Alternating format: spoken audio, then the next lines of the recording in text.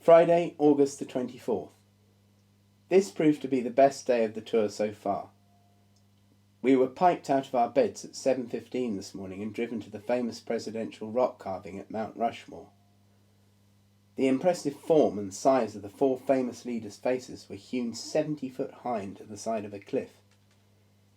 I bought a little book on the masterpiece for Uncle Tony because he's an artist. The Black Hills of South Dakota have turned out to be very pretty, and I took many slides of them. After Mount Rushmore, we popped down the road to Crazy Horse Monument, its Native American equivalent. At the moment it's still half finished, but there's going to be a 560-foot high statue of the great Indian chief pointing on his horse.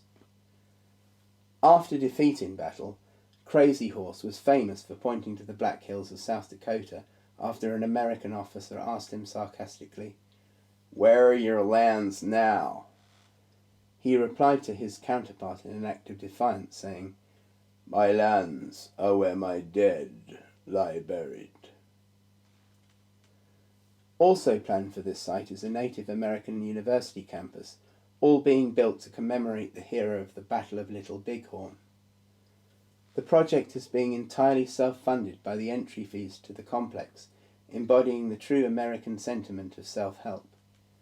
Indeed, a government grant from the Culture and Heritage Fund to finish it off within a fixed time frame was refused by the local Indian community. I guess they just want it to be their thing, bearing in mind the sad history of the suppression of Native American culture under white American rule.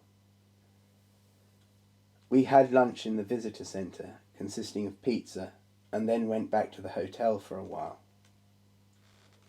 In the evening, we ventured into Deadwood, the partner town to Lead, to visit a few pubs, including the famous Saloon No. 10, where outlaw Wild Bill Hickok is said to have been shot dead. Just outside the saloon, some people were holding a Wild West concert in the street. When we returned to our lodgings, I divulged all my closest secrets in a room party with Susan, Ian and Nick. Dinner was pasta with red and white sauces and salad.